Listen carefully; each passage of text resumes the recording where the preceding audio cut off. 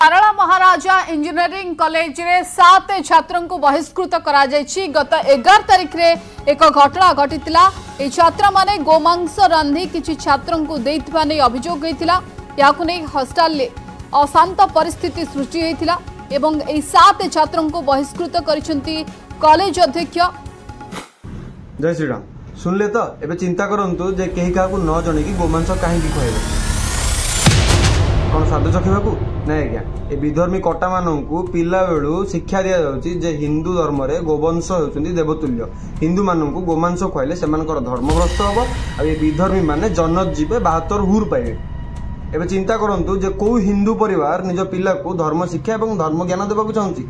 आम पिला तो स्कूल मानकरे जाइकी जन्नी जन्नी येस पापा इटिंग सुगर नो पापा पढ़िबे निज धर्म पछे भ्रष्ट हो जाऊ। एमाने तो छाड़ रांधिकी खुआई देले।